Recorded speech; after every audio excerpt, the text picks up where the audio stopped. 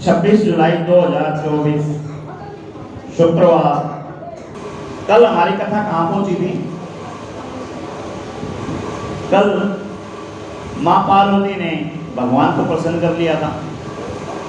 देवराज इंद्र उसने जाके पहले देवताओं से विनती की कि हिमाचल जो मां पार्वती के पिता हैं वो निष्काम भाव से बिना किसी इच्छा के, बिना कुछ उसमें, अगर ये अपनी पुत्री का दान कर देंगे तो इनको वो फल प्राप्त हो जाएगा जो इनकी मुक्ति हो जाएगी, ये यहाँ से चले जाएंगे और अभी हमारे को इनकी ज़रूरत है, तो इनकी मुक्ति होनी नहीं चाहिए।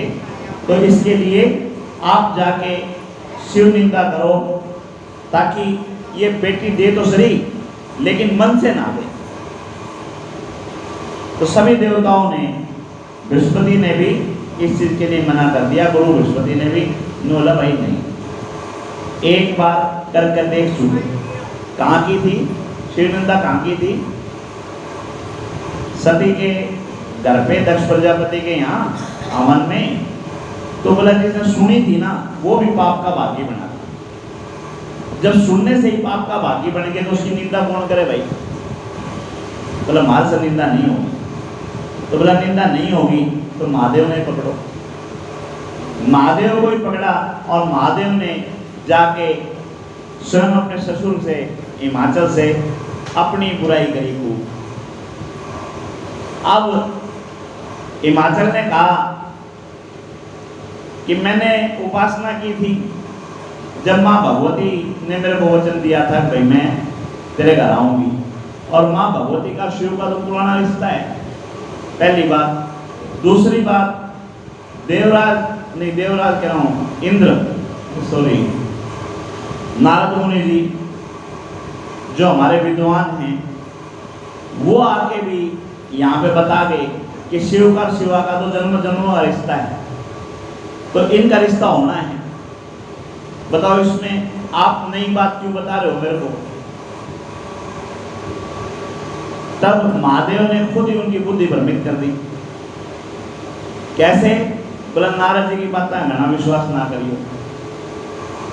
नारद तो जहां जाते हैं इस तरह के काम करते हैं। अपने भतीजे थे दक्ष प्रजापति के 10,000 पुत्र, उनको भी गृहस्थी बसाने की बजाय बाबा बना दिया था।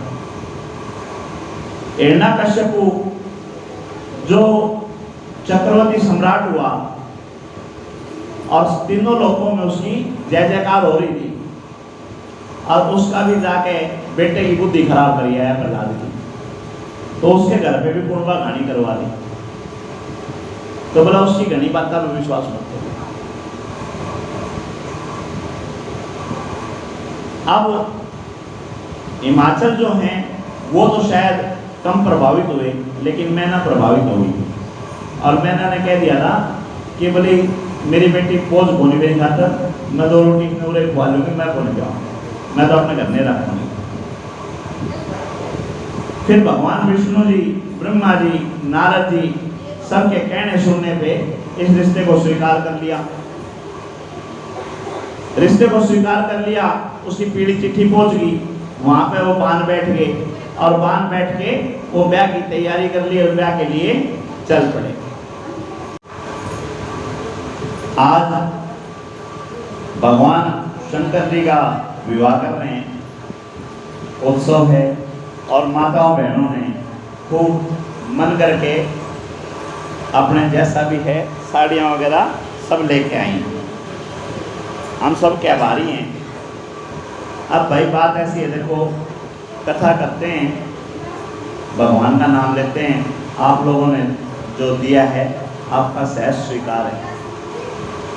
आपको जो ये लगता हो कि यहाँ किसी गरीब बच्चे के काम आ सकती है वो मेरे को बता दियो, ये उसके यहाँ चली जाएगी।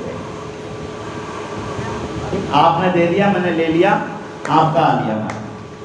फिर भी यहाँ जो आपने लगता हो किसी के सही जगह काम आ सकती है, कारण देखो क्या है, अभी मैं 4 साल अपनी बेटी ने कहा कौन, तो मेरे एक काम की है कौन, झूठी बात है, मैं क्यों बेकाम में नहीं। अब 4 साल बाद कौन के पे रहेगा, किसी की कोई गारंटी नहीं। आज जिसके काम आ जा बढ़िया है, ये जिसको दिलानी हो आप बता दियो, कोई प्रचार प्रसार को नहीं करना, चुपचाप उन्हें दे जाओ, है ना। भगवान की कथाओं का आनंद लो, भगवान के संपर्क में रहो और नित्य उनके चमत्कार देखते रहो। हम भी देख रहे हैं, मन चाहे चमत्कार तो देखो होते नहीं, मन चाहेगा मतलब मेरे पिताजी 4 भाई पे हैं, 9 साल हो गए कि मैंने सोचूं मेरी अब यूँ चाहूँ कि भाई वो स्वस्थ हो जाएं और चल फिर निकलें, तो ना तो मन से कभी यह बात निकली कि वो खड़े होकर मैं घूमने फिरने लग जाए। हाँ, यही मन में निकलती है कि भगवान हर जन्म में मेरे को ये मेरे माता पिता दे, या जिस भी उसमें संपर्क में बने रहें। कारण ये है भाई, 16 साल का नहीं था मैं, उस समय माँ गुजर गई और पिताजी गवर्नमेंट सर्वेंट थे, चाहते तो खूब आराम से शादी कर सकते थे भाई, कोई रिश्तों की कमी नहीं, लेकिन उन्होंने सब रिश्तों को मना कर दिया, बोले भाई मैं नहीं करता। और कारण सिर्फ यही था कि भाई बच्चे जो हैं वो खराब हो गए। तो बहुत त्याग किया, परमात्मा हर जन्म में मेरे को एक माँ बाप देता रहे और हमने कुछ नहीं किया, बहुत कुछ सब दे रखा है। जिस समय मैंने ज्वाइन किया था 2005 में 60,000 70,000 रुपये फीस होती थी बीटेक की, और इतना ही खर्चा ऊपर से रहने का भी लगता था, बच्चों को रखते थे। 1.25 लाख रुपया लगाने के बाद बच्चे कोई 1 साल बाद छोड़ कर चला जाता, कोई 2 साल बाद छोड़ कर चला जाता। मतलब माँ बाप चाहते थे कि बच्चे पढ़ें और बच्चे माँ बाप की फीस खराब करवा दिया करते, चले जाया करते। एक आपके गांव हलवास से फौजी थे, नाम ध्यान नहीं मेरे को क्या था उनका, वो हमारे यहाँ वार्डन लगा दिए, नाम ध्यान नहीं मेरे को क्या था, वार्डन लगा दिए थी वहाँ पे बिट्स कॉलेज में, और अपने गांव के थे हलवास के। और एक दिन गुस्से में आके फौजी साहब ने बालक कूद दिए, पानी वाली लड़की हो जाता है ना, वह लेकर बालक पूरी तरह पीटे। ईमानदारी की सच्ची बात बता रहा हूँ आपको। और बालका ने अपने बिस्तरे उठा के डायरेक्टर के दरवाजे पे गिर दिए, अब इसमें काटो। तो मेरे पास वो बैठ गया के फौजी साहब, तो मैं फौजी साहब आपकी तो नौकरी गई, वे बालका की सुनी जाएगी, तेरी कौन सुनेगा, तन्ने इतनी बुरी ढाल मारे क्यों, उपाड़ ले दिए उसके बालका के। भाई पानी वाली लड़की जो है उसके लिए कूटे बालक और उपाड़ ले दिए। मगा जी आपकी तो नौकरी गई, आपकी नौकरी में कोई नहीं बचा सकता। ईमानदारी की बात है, फौजी साहब की वर्डिंग याद मतलब चाहिए भी कोई नहीं नौकरी, मतलब फौजी साहब बात के भाई नौकरी नहीं चाहिए थी तो क्यों नौकरी करने आया था। अरे बोला माँ बाप मारा भरोसा पे इन बालका ने भेजने लग रहे हैं कि ये पढ़ेंगे लिखेंगे कामयाब होंगे, लाख लाख रुपए 1.5 लाख रुपए फीस लगाने लग रहे हैं साल की, और बोला ये नशे पता है ना पढ़ रहे हैं, ये कॉलेज में को नहीं जाओ, हॉस्टल में पड़े पड़े भाई दारू पीनी और करना, सारी बकवासबाजी जितने भी करना। बोला मेरा जमीन जो है वो ये कह रहा है कि भाई गलत होने लग रहा है, तो बोला मैं तो इन्हें पिटूंगा, और मन को होनी चाहिए नौकरी। वो नौकरी छोड़ के मतलब यहाँ हलवास से थे, नाम मेरे को ध्यान नहीं है, कोई ना कोई जानता होगा तो जरूर पूछ लियो। उनको भैया आज से तो मैं ये बात कर रहा हूँ 2006-7 की, आज 24 हो गई, तो 18-19 साल पुराने एक फौजी साहब थे, कौन थे मैंने नहीं पता। बोला मैंने सारे अपने बालक दिखने लग रहे हैं और मैंने नू दिखे मेरे बालक खराब होने लग रहे हैं, तो बोला मैं इन्हें किस तरह देख लूं। यानी आपको शादी हो जाए जरूरी नहीं घराने का सुख मिलेगा, औलाद हो जाए जरूरी नहीं आपको औलाद का सुख मिलेगा, घर में गाय भैंस बांध रखी हो जरूरी नहीं आपके घर में दूध होगा, कुपत्र भी पैदा हो जाए और आप पूरा जोर लगा लो 10वीं भी को नहीं करें, कहीं के घर में पाओगे अरे बेटा 10वीं तो कर ले, हो रही है 10वीं मेरे तो नहीं हो भाई, नहीं पढ़े बच्चे। और ये परमात्मा की मेरे ऊपर दया रही है कि बेटा मेरा डिप्लोमा फार्मेसी से, डिग्री फार्मेसी से, मास्टर डिग्री फार्मेसी से, अब पीएचडी फार्मेसी से करता है। और जब पहली कथा आपके यहाँ करने आया था पीछे ब्राह्मण धर्मशाला में, उस समय उसकी सगाई हुई थी। राधे श्याम जी की गाड़ी जानी थी सगाई के लिए, लेकिन बेटा बोला मेरे दोस्त की गाड़ी ले आऊँगा, बाबा मेरे दोस्त की गाड़ी ले आइए। तो उस समय उसकी सगाई हुई थी। 17 नवंबर की उसकी शादी है। और यहाँ कथा रखी शिव पुराण, उसको 1 जुलाई को ग्वालियर सीनियर रिसर्च फेलोशिप में एंट्रेंस मिल चुका, एडमिशन मिल चुका, 50,000 रुपये उसकी सैलरी है। तो कहने का मतलब उसकी तरफ से मैं निश्चिंत हो गया।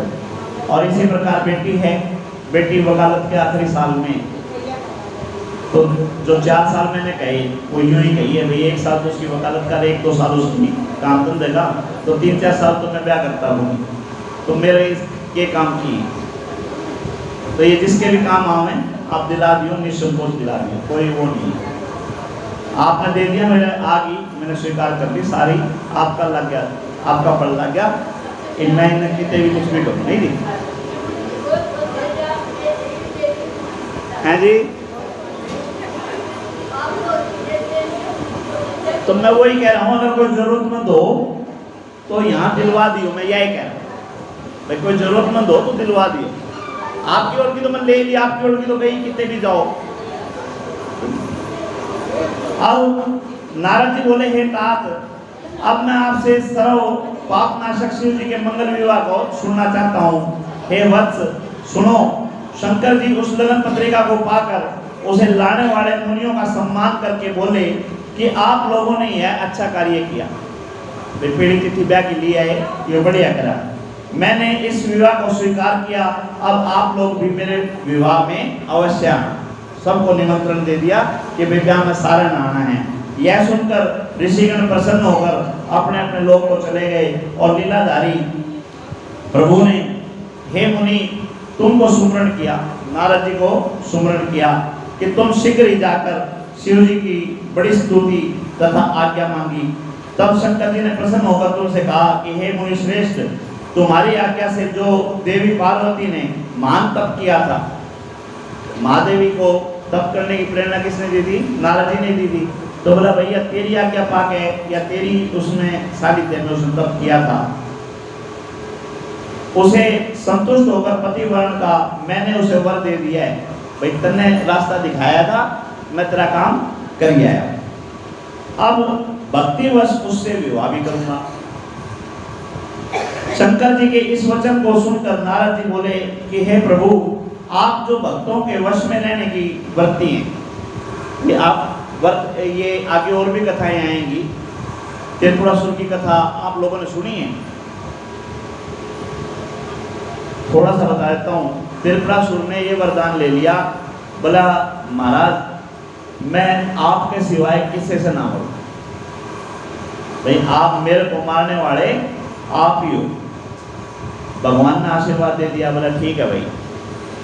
और फिर जो पहले दिन से आज तक कहता आ रहा हूँ, थोड़ी देर पहले भी कहा था कि सबसे बड़ा सम्मोहन क्या है? सामने वाले को वश में करने का सबसे बड़ा सम्मोहन क्या है? सेवा।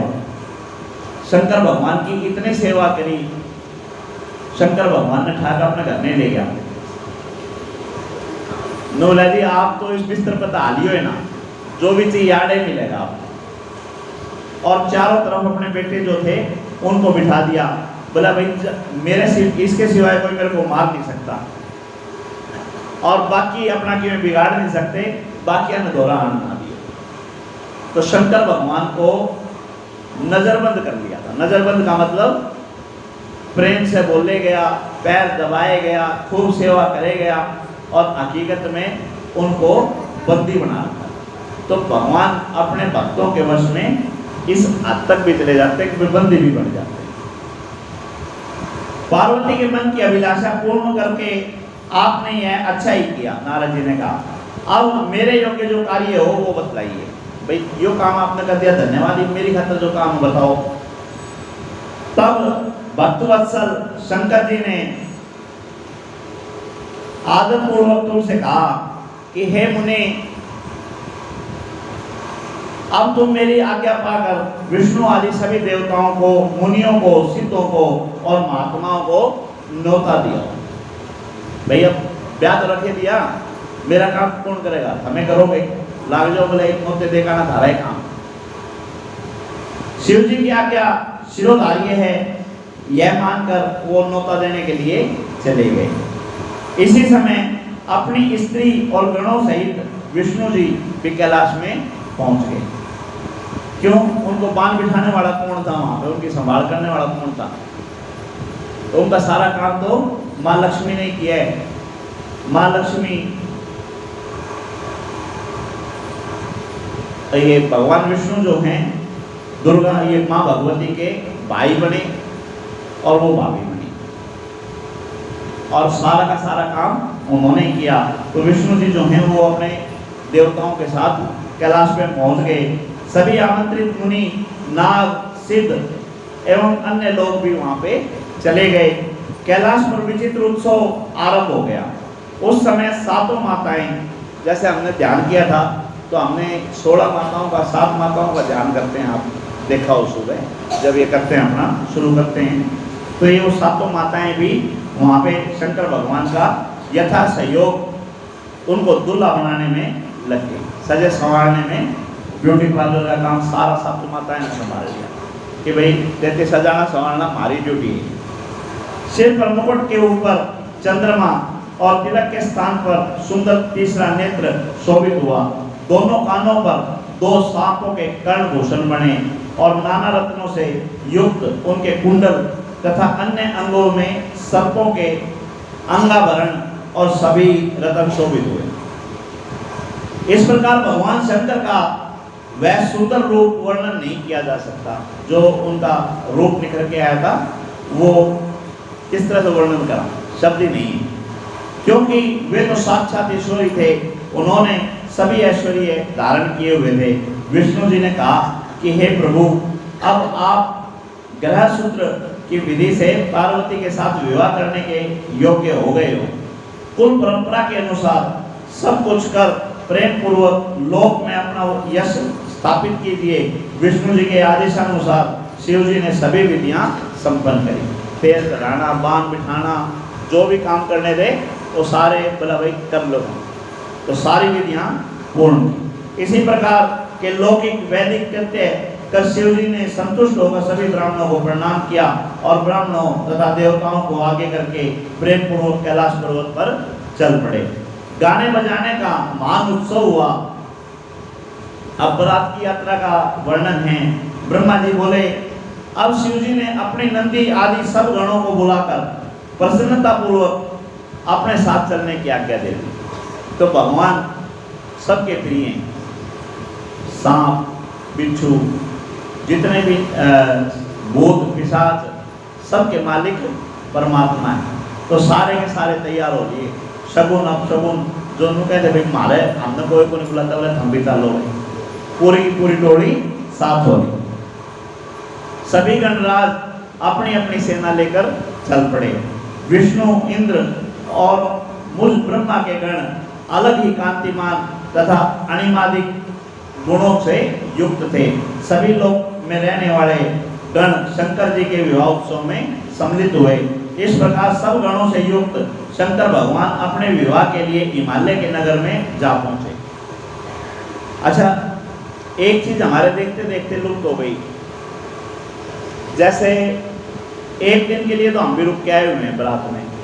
एक दिन का मतलब जिस तरह आज चले गए, शाम ने उड़े रुके, रात न रुके, सवेरा हम नाश्ता लेके फिर आए। और हमारे पिताजी रखे हैं 3-3 दिन, 4-4 दिन वे भी रुक गए। तो पहले बारात कई दिन रुका करते।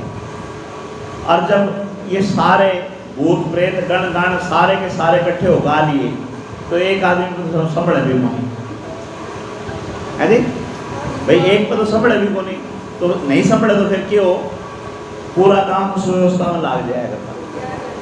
भाई जो 4-4, 5-5 दिन रुका करते, तो वे एक आदमी के ऊपर संभलेंगे, वो तो सारा काम में उसमें सहायक हो जाएगा था।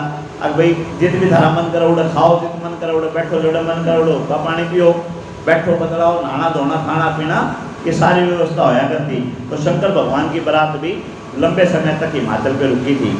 तो यहाँ पे तब शत्रुओं को भयभीत करने वाली चंडी रुद्र की भागिनी प्रसन्न होकर सप्रेम वहां आई।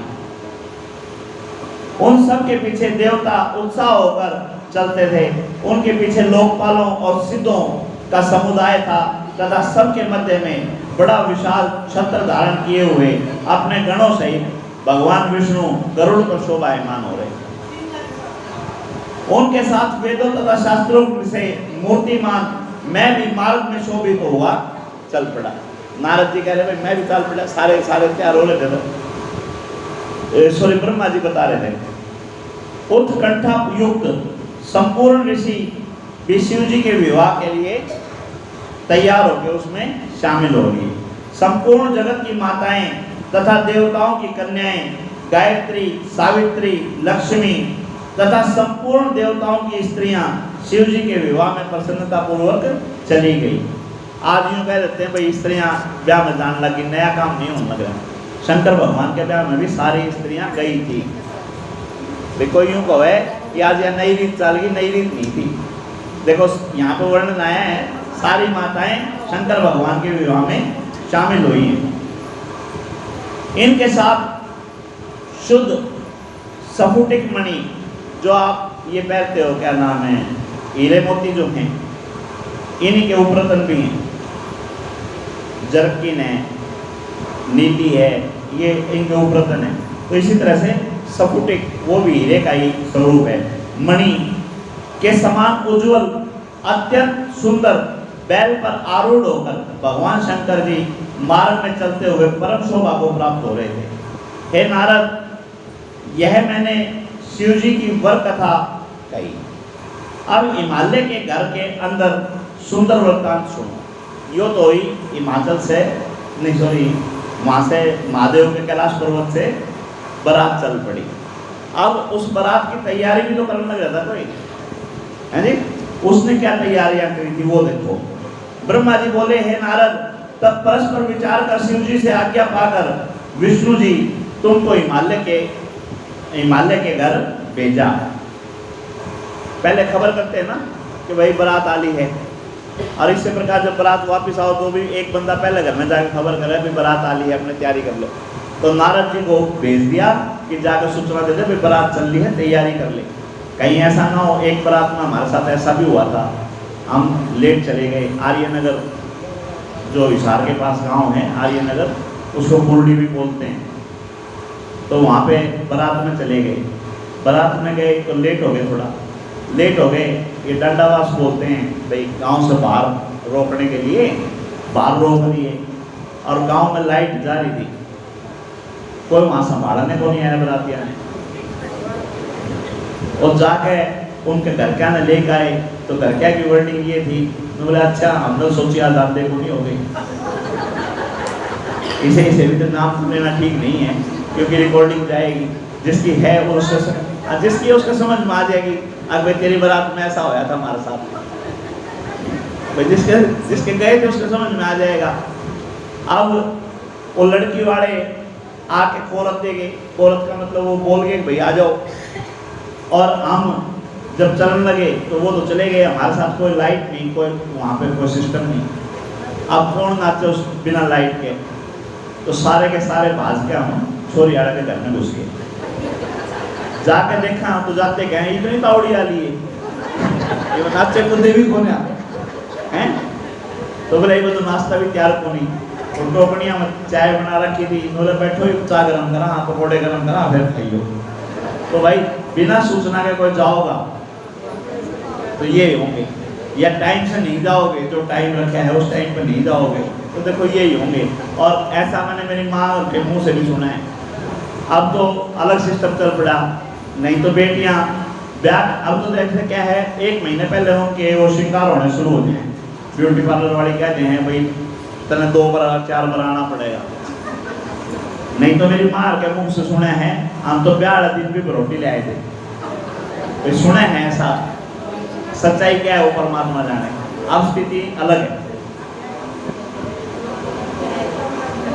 हे नारद जी, अब आपको नारद जी को भेज दिया वहाँ पे, अगर जाकर सब खबर करते भाई वहाँ तैयारी हो जाए, कदे यार इतनी बारात लेकर जाओ और बेइज्जती बने, कोई संभालने आए नहीं हो। तब परस्पर विचार करके शिव जी ने से आज्ञा लेकर विष्णु ने तुमको हिमालय के घर भेजा। तुम हिमालय के घर गए, तुम हिमालय से मिले और पूछा कि क्या बारात सहित शिव जी अभी नहीं आए हैं। तो उन्होंने बता दिया, बोला शिव जी की बात ना देकर सारा सब की मान ला गए, कल तेरा बैठने में जगह नहीं पाओ, अपना तैयारी कर लियो भाई। हिमालय ने कहा अभी कोई समाचार नहीं है, परंतु आशा है कि सर्वज्ञ प्रभु आते ही होंगे।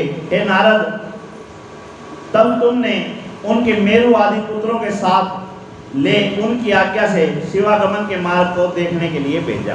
भाई जिस रास्ते से आने लग रहे हैं उस रास्ते पर कोई बाधा तो नहीं है कि बिजली के खंभे पड़ रहे हों, पेड़ पौधे पड़ रहे हों, हैं कोई और नील का हांडती हो वे आवाड़ प्या मरूर और कि में होया पावे। तो बोला जाओ पहले रास्ता देख के रास्ता संभालो। बारात सहित शिव जी तुमसे मार्ग में मिले। सब देवताओं और शिव जी ने भी तुम्हें हिमालय के घर की रचना और उनके मन का भाव पूछा। तुमने कहा सब ठीक है। हिमालय आपके लिए अपनी कन्या पार्वती को देने के लिए बड़ी रचना एवं बारात के साथ उत्सुक हैं और अपनी पूरी प्रतीक्षा के साथ में वो बैठे आपका इंतजार कर रहे हैं। यह सुन शंकर जी सहित सब देवता प्रसन्न हो गए और हिमालय नगर की तरफ चल पड़े। ब्रह्मा जी बोले, जब यह समाचार गिरिराज को मिला, गिरिराज कौन है? हिमाचल, हिमालय का मालिक जो है, गिरिराज को मिला कि बारात नगर के निकट आ गई है, तो वह बड़ी ही हर्षित होकर ब्राह्मणों की अग्रणी बनाकर ब्राह्मणों को आके लेके सब पर्वतों की अगवानी के लिए भेज दिया। और हिमालय स्वयं भी अपने को बड़ा भाग्यशाली समझ रहे थे। देव सेना के दर्शन करके उनको अत्यंत हर्ष हुआ। तो सारे देवताओं को देख के हमारे जब बारात में सारे बड़े बड़े अधिकारी आ रहे हों, एसपी, डीसी, एमएलए, एमपी, मंत्री संतरी सारे आ रहे हों, तो हम क्यों नहीं जी राजी हो गए? बोलो। तो आज यहाँ पे भी सारे मंत्री संतरी, सारे एसपी, डीसी, कोतवाल सब की मारा था, तो अल्लाह क्यों नहीं राजी होगा अगर इसका सही जगह जोड़े है। इसी प्रकार इसी समय गरुड़ पर बैठकर विष्णु जी हंस पर बैठे हुए मुझको दिखाई दिए और हिमाचल ने आदर पूर्वक उनका सम्मान किया। शिव जी के इधर उधर तथा पीछे वाले सब देवताओं ने प्रणाम किया। हिमाचल के उत्साह पूर्वक वर का स्वागत किया और समस्त देवता, मुनि तथा गण अपने अपने सुंदर श्रृंगार के लिए शिव जी के साथ हिमालय के घर चले। उस समय नैना ने शिव जी को देखने की इच्छा प्रकट की। माताएं, जो हम ये बताया था दंडावास बोलते हैं या जो भी बोलते हैं बाहर, तो वहाँ पे जब रूप चलता है तो माताएं दर्शन के लिए जाती हैं कि भाई मैं दर्शन करके आऊँ। तो अब मैना ने भी इच्छा जाहिर की कि भाई मैंने भी नहीं देखा, मैं भी देख आऊँ। हे मुनि, तब तुम बुलाए गए। वहाँ मैना ने तुमसे मदहारी शंकर के रूप को देखने की इच्छा प्रकट की कि बिचौलिया तू है, रिश्ता तू लाया था, तन्ने सारी बात बताई थी, एक चाल दर्शन करा के ला। मैना बोली, हे मुनीश्वर, मैं उन शंकर भगवान को देखना चाहती हूँ, उनका रूप कैसा है, जिसके लिए इतनी उत्तम तपस्या करनी पड़ी। हे नारद, तब महल के ऊपर अट्टालिका पर चढ़ी मैना सभी दर्शन करने लगी। सारे के सारे महल के उस पर अटारी पर चढ़ गए, बोले ऊपर अटारी पर से देखेंगे। देवताओं की सेना देख मैना साधारणतः प्रसन्न हुई। जब देवता देखे भाई सारे के सारे बढ़िया बढ़िया गाड़ियाँ मारे हैं, सारे सज धज गा रहे हैं, सारे सभ्य हैं, तो बड़ी राजी हुई। और उसके पीछे पीछे जब दारू की बोतल उड़ाते आए हैं, अड़बाद करते आए, गड़ियाँ में शीशे फोड़ते आए, तो देखते ना बोले यो की बीमारी आ गई भाई। जब वो सही बारात देखी जब तो ठीक, और जब अड़बाद देखी तो नरैया के आगे। यक्षराज कुबेर, ईशान, फिर देवराज इंद्र, फिर चंद्रमा, फिर सूर्य, फिर तेज पुंज भृगु जी और फिर देवगुरु बृहस्पति, ये सभी एक दूसरे से बढ़कर दुगुने तेजस्वी ऋषि मुनि और देवता अपने गणों के सहित वहां आए, जिन्हें देखकर मैना ने तुमसे कहा, हे नारद, क्या ये पार्वती के पति शंकर जी हैं? जो भी इनको अच्छा लगा इनको बोला शंकर जी कौन से हैं, यूं बता। हे नारद, तब तुम कौतुकी ने मैना से ये वाक्य सुनकर कहा कि ये शिव नहीं है, इनमें कोई शिव नहीं है। पार्वती का वर्णन करने वाले शंकर जी तो इससे भी कहीं अधिक बढ़कर हैं। ये ब्रह्मा विष्णु महेश गंधर्व जो हैं, ये तो बोला उसके पासल में भी कोई नहीं, जो तो देखने लग रही है ये कहीं भी नहीं ठहरते उसके आगे, वो तो बहुत सुंदर है। मैं उनकी शोभा का वर्णन नहीं कर सकता, भाई इतने सुंदर उनका वर्णन क्या करूं। वे समस्त ब्रह्मांड के नायक सर्वेश्वर एवं स्वयं प्रभु हैं। तब इस प्रकार नारद के वचनों को सुनकर मैना को बड़ी प्रसन्नता हुई। मैना जो ही इस प्रकार के शब्दों को मैं अपने भाग्य की प्रशंसा कर रही थी, त्यों ही अद्भुत रूप धारण किए भगवान शंकर वहां आ गए। तब उन भगवान शंकर को आते देखकर तुमने उन्हें प्रेम पूर्वक मैना को दिखाया और कहा कि हे सुंदरी, देखो ये वही भगवान शंकर हैं जो पार्वती की तपस्या से प्रसन्न होके इसको ब्याने के लिए आए हैं। यह सुनकर मैना प्रसन्न हो गई और शिवजी के अद्भुत रूप वाले गणों सहित उन्हें देखने लगी। इतने शिवजी को अद्भुत सेना, इतने में जो अद्भुत सेना थी, जो दूसरी सेना थी, एक सेना तो आली, उसको तो देख के प्रसन्न हो गई, लेकिन इतने में गेली गेली वो भी आली है सारे के सारे। उनके विविध और विकराल अंग तथा वैसे ही सब विचित्र स्वभाव के। राहु का सिर केतु का धड़। तो इस तरह रहे पता नहीं कितने थे, किसी के आँख को नहीं, किसी के कान को नहीं, किसी का हाथ को नहीं, कोई लंगड़ा लूला चल रहा है, कोई आसमान के भिड़न हो रहा है, कोई धरती में चालन हो रहा है, सब तरह के वहाँ पे। कोई वायु रूप धारण किए हुए पताका के समान मरमर शब्द कर रहे थे, तो कोई टेढ़े मुंह वाले और कोई विरूपाक्ष थे। इसी प्रकार अनेकों वेशधारी गण वहां आए। ऐसे सभी विकृत आकार वाले अगणित महावीर और भयंकर अनेकों प्रबल गण थे। हे नारद, उसी समय सब गणों सहित तुमने भगवान शंकर को भी मैना को दिखा दिया। तो बोला ये देख, इनमें वो भगवान शंकर। उन विक्रम देखो, एक किस्सा मेरे को याद आता है। हम 3 दोस्त हैं भिवानी में। कहने को तो सारे हेलो आए तो सबसे है, लेकिन परम मित्र हम 3 ही हैं जो दुख सुख की बात देखते हैं। और वो दूसरा दोस्त मेरे से भी मोटा है, तो आप अंदाजा लगा उसको कितना होगा। और एक दोस्त हमारे में तीनों में सबसे पतला है। तो मैं उसके भाई को लेके आ रहा था, जो हमारा साथी है मोटा, उसके भाई को लेके आ रहा था। तो मेरा दोस्त मोटा और वो पतला दोनों दौरे खड़े थे। तो उसका भाई बम्बई से आया और आते ही बोला अंकुर ज़्यादा मोटा नहीं हो गया। तो मैं कहा अंकुर मोटा को नहीं है, गलत आदमी के लिए खड़ा है, आदमी गलत के लिए खड़ा है। भाई पतले की जगह मेरे के लिए खड़ा होता तो इतना मोटा नहीं लगता। ये बिल्कुल पतले आदमी के द्वारा खड़ा होगा तो मोटा लगेगा। तो महादेव भी मतलब थे तो बहुत सुंदर, लेकिन जिनके साथ आए, जिन गणों के साथ आए और मैना को दिखा दिया, बोला देखिए मैं महादेव हो रहे। तो महादेव को कौन देखे था, वो देख के सारे के सारे बोले वो हो तो काम गड़बड़ हो गया।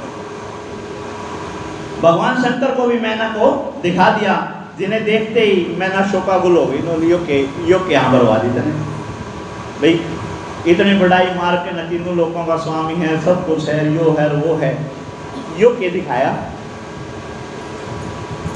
जब उन 5 मुख और 3 नेत्र वाले भूषित भगवान को मैना ने बैल पर चढ़े हुए देखा, तो वे सर्वथा अधीर हो गई और वे चकित होकर कांपती हुई विहल होकर भ्रांति में पड़ गई। और तब उनकी यह दशा हो गई कि देखने वाले अपनी उंगलियां जो हैं वो दबाते रह गए, बोले क्या करा। और वो संकेत जो कर रहे थे, वो संकेत भी वो देखा ना, बोला तू उसने देख महादेव ने, उसने कौन देखा था, इतनी और पलटन थी, उस पलटन ने देखा तो वहां तक नजरें मुझ जा रही।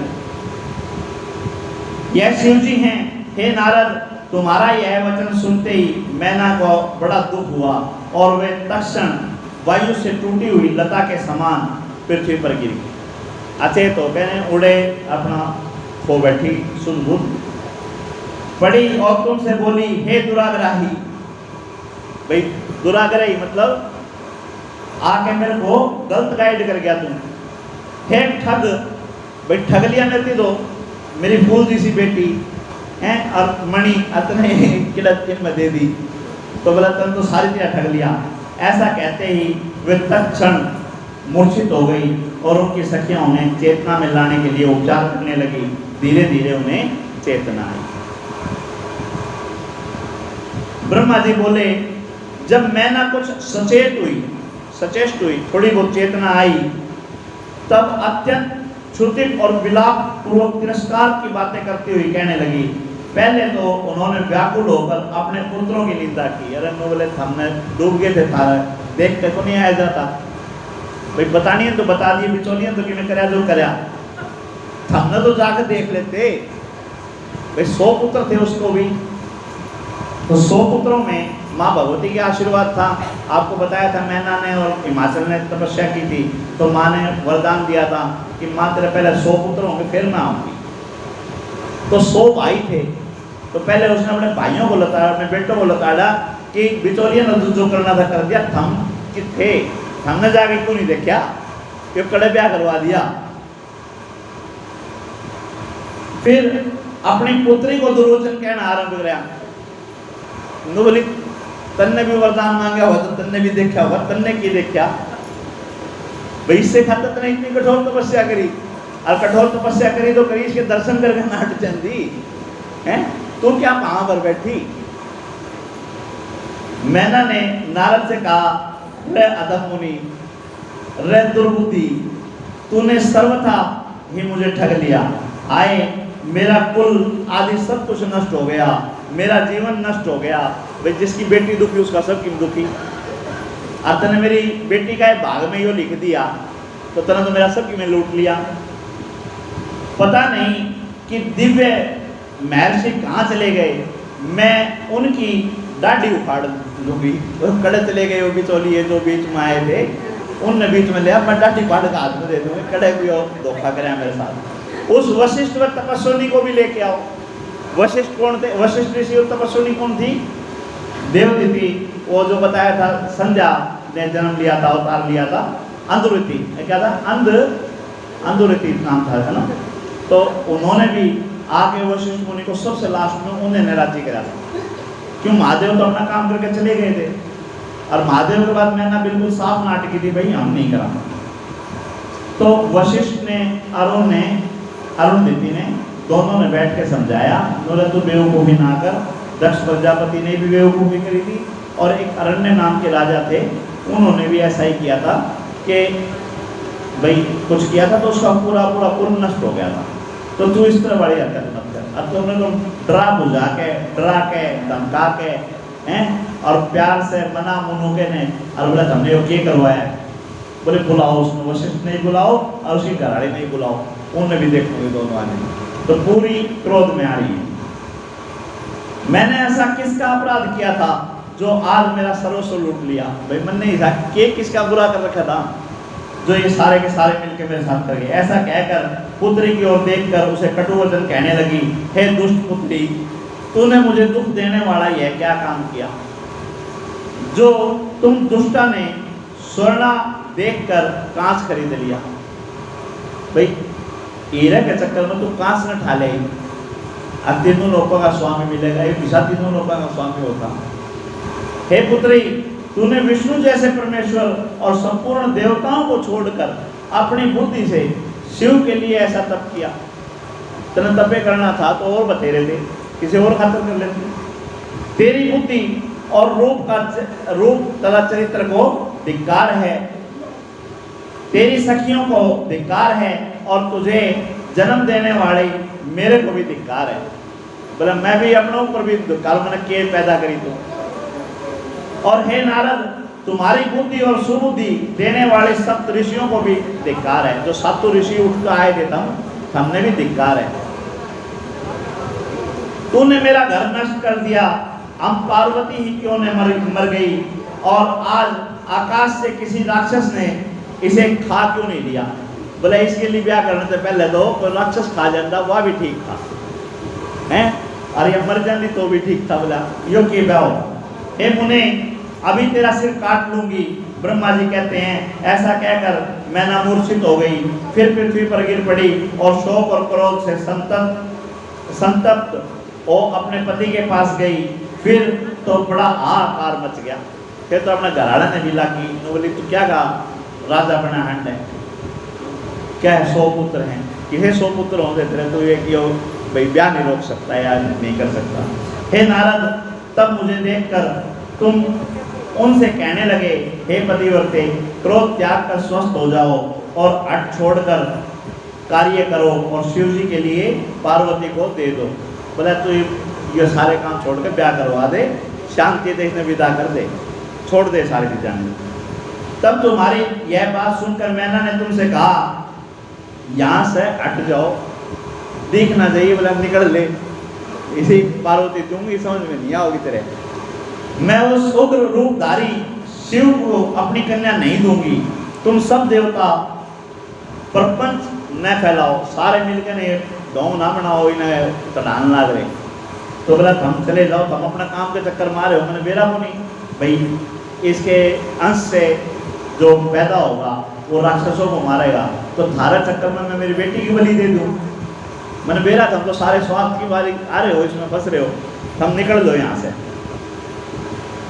उसके ऐसा कहते ही वशिष्ठ आदि सप्तऋषि वहाँ आकर बोले हे पितृकन्ये पर्वतराज प्रिय, हम सब तुम्हारे ही देशी हैं, हम कोई तेरा बुरा नहीं चाहते भाई, हम सारे तेरा भला चाहने वाले हैं, फिर आपके विरुद्ध कार्य कैसे कर सकते हैं।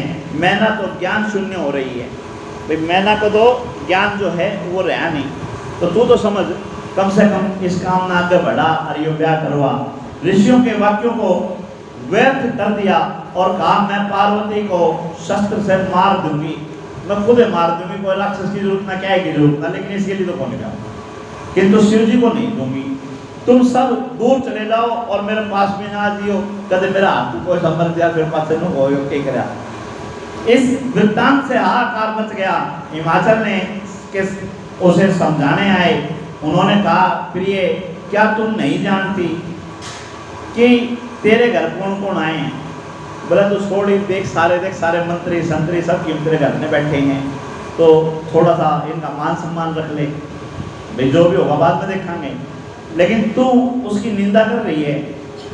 वे निग्रह अनुग्रह करने वाले तथा पूज्यों के भी पूज्य हैं, दुख त्याग कर उठो और शीघ्र इस विवाह को अनुमति दो। इस पर मैंने ने कहा है नाथ तुम मेरे वचनों को सुनो और वैसा ही करो। बोला बहुत सुन ली तेरी, जिस तरह कहीं सारी मान ली, लेकिन यह बात को नहीं मानी, तो ये तो तुम मेरी मान ले, इन्हें विदा कर दे, इन्हें अर्थ भेज दे, हो रहा प्यार हो जाओ तुम्हारा, क्योंकि तुम योग्य हो। पार्वती का गला बांधकर निशंक और नीचे गिरा दो। बोला नौकर अगर इनकी उल्टा नहीं भेजा जाता तो पार्वती ने गला घोट का अड़े मार दी, कल मर की बोला वो नहीं देनी हमने इसके। मैं शंकर के लिए कन्या नहीं दूंगी। जब मैना ने इस प्रकार वचनों से हट पकड़ लिया, तब पार्वती स्वयं ही आकर उनसे मनोवचन बोली कि हे माता तुम्हारी शुद्ध बुद्धि विपरीत क्यों हो गई है, तुम तो एक परम धर्मज्ञ हो, फिर भी धर्म को क्यों त्यागती हो। ये रुद्र तो परम प्रभु साक्षात ईश्वर हैं, ये भगवान शंकर तो सबके प्रभु और स्वयं जिनकी ब्रह्मा विष्णु आदि भी उपासना करते हैं, इनसे भी बढ़कर कौन इनका मुख हो सकता है, कौन इनके समान हो सकता है। अतः उठो और अपने जीवन को सफल करो। हे माता परमेश्वर शंकर के लिए मुझको तो मैं तो मन से कर्म से और वाणी से शंकर जी को वरी चुकी हूँ। तो मेरी खाली पानी दान करना रह रहा है, मन कर्म वचन से तो मैं इसकी होली खाली पानी ग्रहण करवाना वो करवा दे, खड़ी हो ले, क्यों बोला बुद्धि खराब कर रही है, आगे तुम्हारी जैसी इच्छा हो वो करो। भाई मैंने तो मेरा मन की बता दी, ये बात तू जाने तेरा काम है। पार्वती के इन वचनों को सुनकर हिमालय की स्त्री मैना क्रोध से तिलमिला उठी। वह बहुत विलपती हुई और पार्वती को पकड़कर क्रोध से दांतों को पीसती हुई मुट्ठी भींचकर और उसके पास पहुंची और उसको प्रताड़ित करने लगी। तो बोली तेरा समझ में नहीं आती, मैं तेरा बुरा चाहूंगी, भाई माँ हूँ तेरी, जब मैं कह रही हूँ भाई मैं तेरा मार सकूँ इसमें कौन नहीं, तो कुछ तो सोच के कहती होंगी। ऋषियों ने मैना के हाथ से छीन कर पार्वती को अलग कर लिया। बोले या मारेगी या छोड़ो को नहीं, तो पहले इसने बताओ भाई पार्वती नहीं होगी तो ब्याह किसका होगा। तो पहले पार्वती मैया को उनसे अलग किया। तब मैं ब्रह्मा शीघ्र ही मैना के पास गया और शोकाहारी शिव तत्व का वर्णन करने लगा। फिर उस शिव जी का ज्ञान देने लगे ब्रह्मा जी। लेकिन जिसने अपनी आँखा तो दिखने लग रहा वो किसके ज्ञान मानने दी, तो उसने सबको मना कर दिया। लेकिन अंत में हमारे माँ पार्वती जो है उन्होंने ही भगवान शंकर से प्रार्थना की कि अब माया जो है या हटा लो या लीला हटा लो और मेरी माँ ने ढंग से दर्शन दे दो, नहीं हो काम बिगड़ेगा। और वचन दे रखा है तो वचन निभा ले, तू बड़ा मैं छोटा। क्यों पहले भी 2 बार 3 बार बहस हो ली थी ना। पहले भी माँ ने कह दी थी भाई प्रकृति के बिना तू है कि, और अगर प्रकृति को नहीं मानता तो किसकी उपासना करने लग रहा है, क्या फिर पूजा करना लग रहा है। तो दोनों का विवाद तो चल ही रहा था। और वहाँ भी बोला भाई मैं तेरे को पति रूप में बढ़ना चाहती हूँ, तो उस समय भी क्या बोला देख ले और कोई देख ले भाई क्यों चक्कर में पड़ रही है। तो जैसे कह दिया अगर भाई तेरे को बढ़ना है तो जाके मेरे माता पिता से हाथ मांग। तो भगवान बोले ठीक है अब मौका है। तो भगवान ने भी अपनी माया दिखाई। जब माँ ने हाथ जोड़ के उससे विनती करी मैं हार ली तो मैं बात से देखूंगी, एक बार तू रूप दिखाकर मैं मेरी मान राती का एक बार उन्होंने दबा होने दे, पाँच से देखांगे करना चला फिर देखेंगे। क्योंकि होती ना यथास्थिति हर जगह। भाई मैं भी मेरा गुस्सा निकालना हो तो ससुराल में जाकर निकालूंगा। जब मेरी सास दोनों बैठी हो वो मेरा को मेरे लेने वाली है, घर में कौन मेरे लेने वाला है, तो अगर घर में कराएंगे तो वो ठीक नहीं। तो बोली एक बार तू इन्हें रूप दिखा के ने एक बार हाँ करवा मेरी माँ ने तैयार कर, पाँच से देखांगे। ब्रह्मा जी बोले उसी समय विष्णु जी से प्रेरित होकर तुम शिव जी को प्रसन्न करने के लिए उनके पास गए।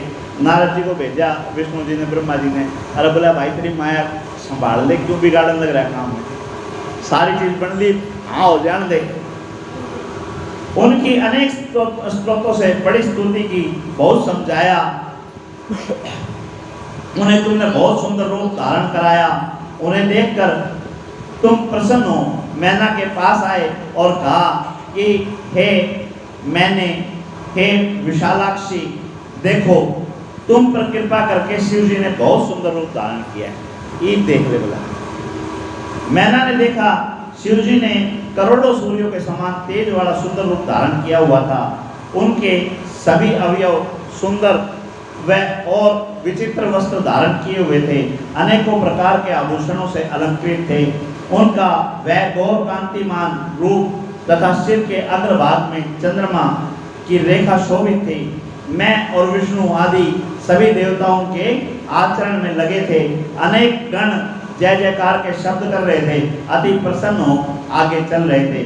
शिव जी को देखकर मैना चित्रलिखित से थोड़ी देर के लिए ठिठक गई। और फिर धोखा होने लग रहा है कि मैंने बदमाशी है भाई, होश क्या है मैं राज्य करना भी मैं और कि मैं लाकर खड़ा कर दिया हो।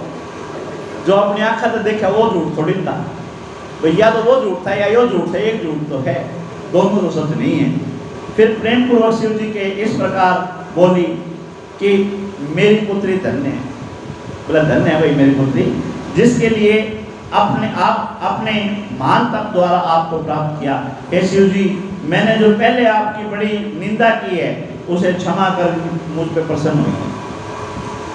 शैलप्रिया इस प्रकार कहकर मगन और चंद्रशेखर भगवान की स्तुति करने लगी। नगर निवासी स्त्री पुरुषों ने शिव जी के दर्शन पाए और अपना जीवन सफल बनाया। सबने चंदन अक्षतों से शिव जी की पूजा की तथा सादर फूलों से वर्षा की। सभी लोग मैना और हिमालय के भाग्य की प्रशंसा करने लगे। उसे सुनकर विष्णु आदि देवतागण आदि सभी शंकर भगवान से की स्तुति करने लगे। ब्रह्मा जी बोले हे नारद अब परम सौभाग्य परम शोभा संपन्न शिव जी महाराज अपने गणों और दूतों के साथ हिमालय के द्वार पर आए। मैना ने अपने साथ बहुत सी स्त्रियों को लेकर उनकी पवित्र आरती की। घर पर लौटकर पार्वती का प्रेम से आलिंगन कर कहने लगी, हे सुता, हे बेटी, तू धन्य है। अन्य स्त्रियां कहती हैं कि यह तो दुर्गा भगवती है। जो सारी हैं वे कहने लग रही हैं, भाई तू दुर्गा है तो भगवती है। कुछ कन्याएं कहती हैं कि हमने तो ऐसा सुंदर वर कभी देखा ही नहीं। गिरजा देवी, तुम धन्य हो। हिमालय ने प्रसन्न होकर प्रसन्नतापूर्वक द्वारचार किया और स्त्रियों ने सहित मैना ने उत्सव मनाया। पश्चात हिमालय के अंतपुरी चर दुर्गा भगवती को लेकर कुल देवता का पूजन किया और घर से बाहर गए। अपने नगर के बाहर जाकर कुल देवी की पूजन और ब्राह्मण पत्नियों के साथ अपने पिता के भवन में आई। ब्रह्मा, विष्णु आदि देवताओं के साथ शिव जी भी अपने स्थान को चले गए। हिमाचल ने अनेक संपत्तियों से उनकी सेवा की। अब हिमालय जो था पर्वत, उसके ऊपर विश्वकर्मा जी ने उसी प्रकार टेंट लगाया था जिस तरह हम टेंट लगाते हैं।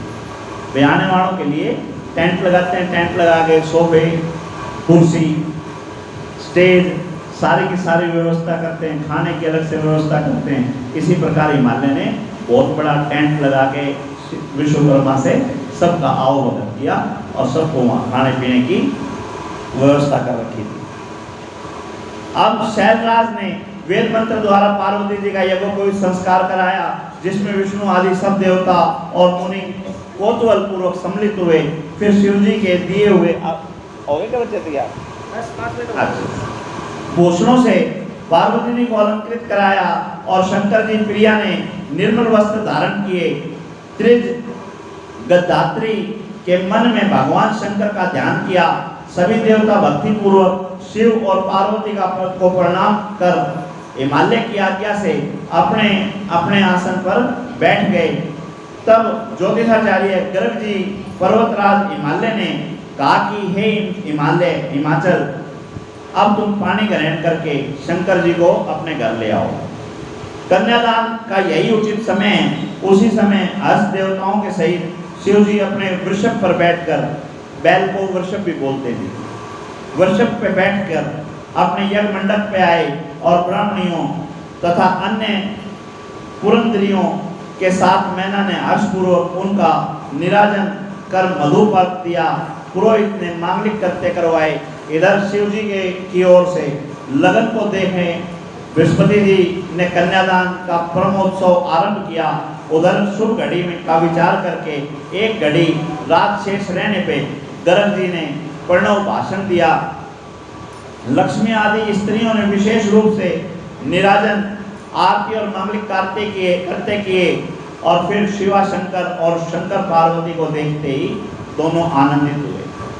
जब उनको देखने के आपस में वो दिखाया, भी देख लो।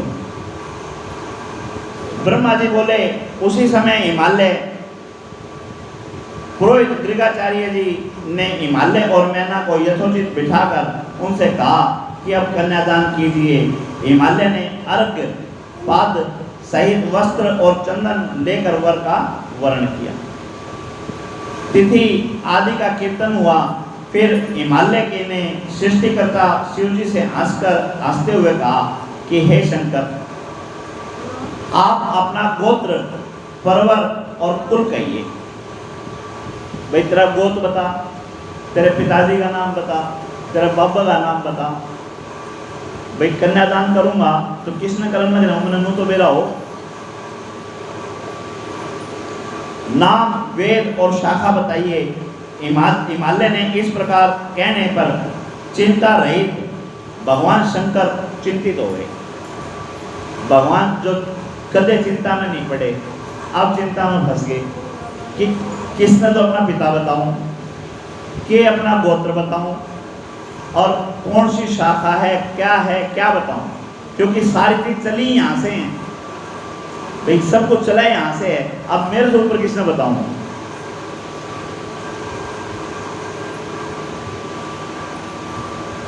हिमालय के इस प्रकार कहने पर चिंता रहित भगवान शंकर चिंतित हो गए और उनसे कुछ भी कहते नहीं बना। तब उन्हें निरुत्तर देखकर, हे नारद, तुम अपने हृदय में शिव का स्मरण करके हिमालय से बोले। अब नारद जी ने अपनी वीणा बजानी शुरू कर दी। तो वीणा बजानी शुरू कर दी तो हिमाचल ने कहा, अरे भाई जो सवाल पूछे उनका जवाब दे, भटकान क्यों लग रहा है? ये भाई संगीत क्यों गाने लगा? जो चीज़ पूछी हुआ बता, इसका पिता कौन है, इसका दादा कौन है, इसका नाना कौन है, सारी चीज़ बता भला। अब नारद जी ने कहा कि हे शैलराज, भला तुम कितने मूर्ख हो जो महेश्वर से ऐसा प्रश्न करते हो। भाई तेरे से बड़ी मूर्खता तो हो ही नहीं सकती। महादेव जी के गोत्र और कुल को तो विष्णु जी और ब्रह्मा जी भी नहीं जानते, बता फिर आम आदमी क्या बता होगा। अन्यों का तो कहना ही क्या है, यह तो अरूप परब्रह्मा, परब्रह्म, प्रकृति से परे, निर्विकार, निराकार, मायाधीश और पर से भी पर मात्र है। इनसे पहले कुछ है ही नहीं। सृष्टि के सब अंतिम जो छोर है उस छोर पे यही। तब इन स्वतंत्र भक्त वत्सल का गोत्र और नाम क्या होगा? तुम प्रसन्न हो, कन्यादान करो। महेश का गोत्र और कुल केवल नाद है। जो हम ध्यान करते हैं, ध्यान के अंदर हमारे को शब्द सुनाई देते हैं, उसको नाद कहते हैं। जो ध्यान करते हैं, कोई करता है अपने में से ध्यान? यहाँ कोई ध्यान करता है क्या? ये जीवा जो है ना, ये तालु पे लगाई जाती है। ये इसका मतलब ये हो गया जीभ का लगा दिया ताला, एक किसी से कोई बात नहीं करनी।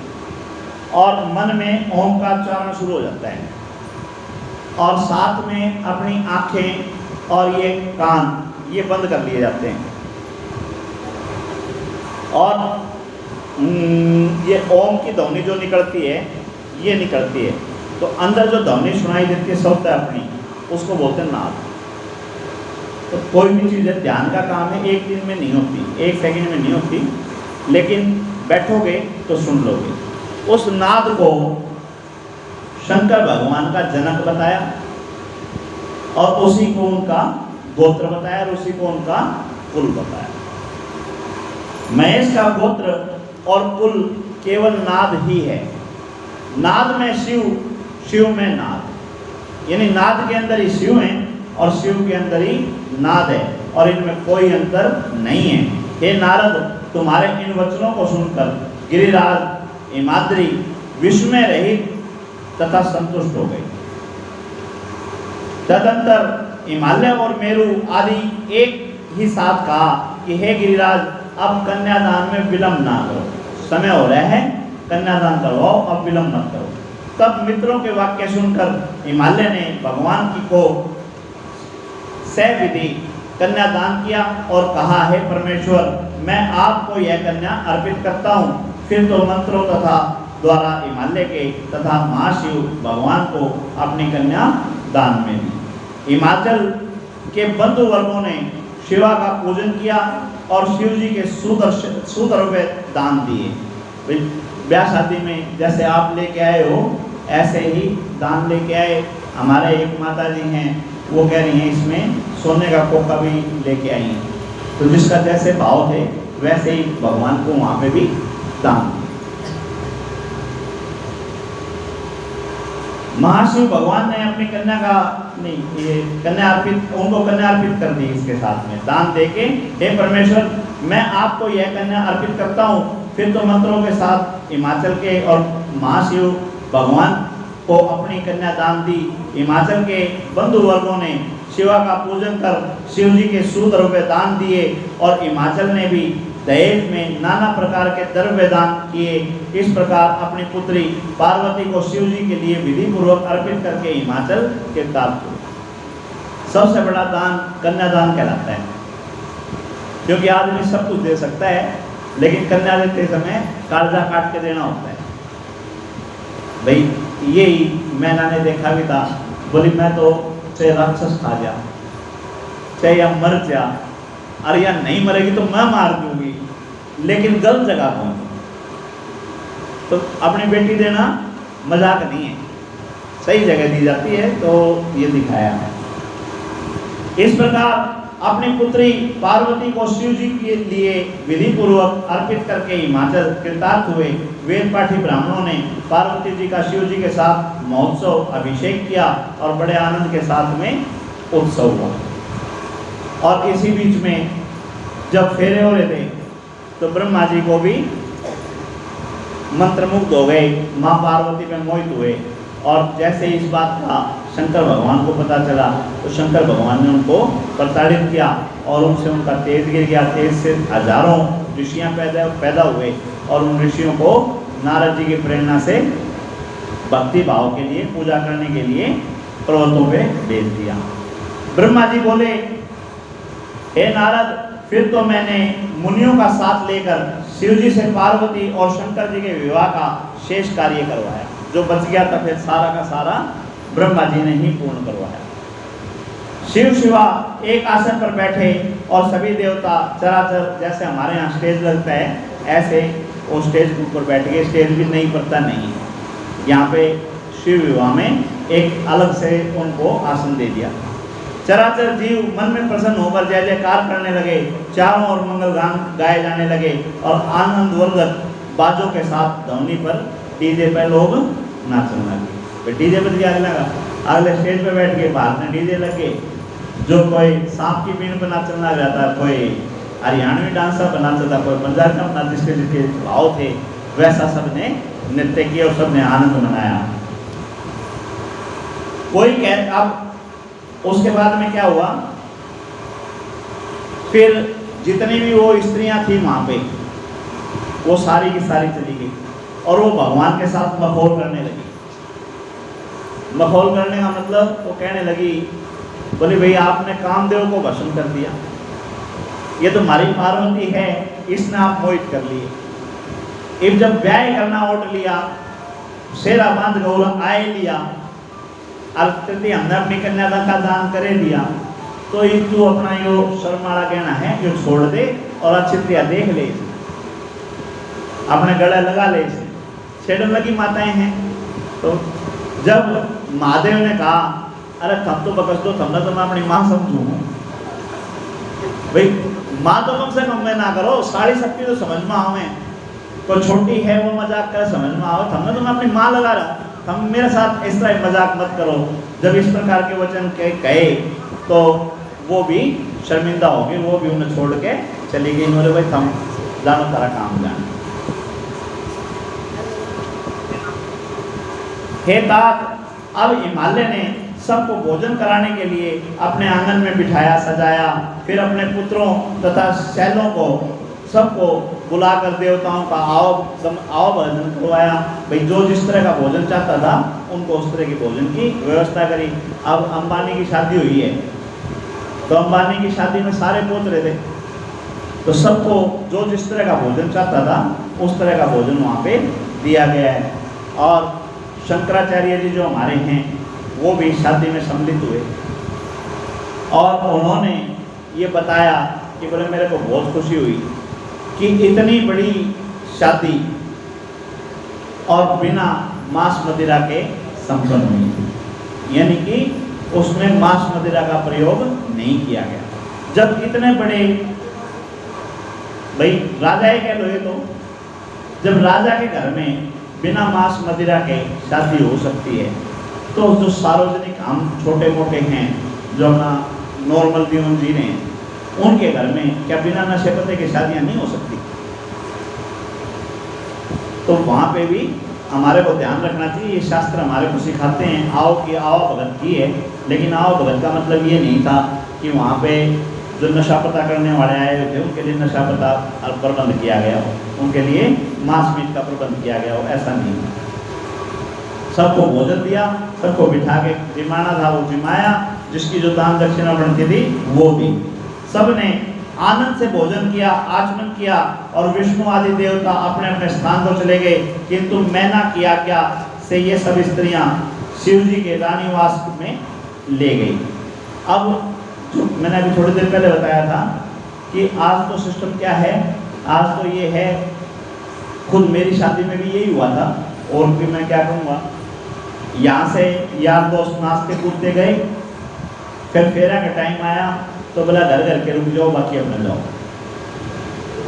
और फेरे हुए, फेरे होते बोला भाई तुम भी जाओ, हम भी निकलो, बोला तुम्हारा भी ये काम है। लेकिन ये समय कौन सा था? ये समय वो था जब कई कई दिन बारात रुकती थी। तो सारे के सारे उसमें आए और महादेव और महादेवी को अलग स्थान दे दिया, कमरा दे दिया, और बाकी जो थे उनको भी अलग अलग स्थान पे अपना बिठा दिया। हमारे बच्चे झांकी के माध्यम से अभी ला रहे हैं, शिव जी की बारात आ रही है, फिर उसके बाद हम कथा को आगे लेंगे।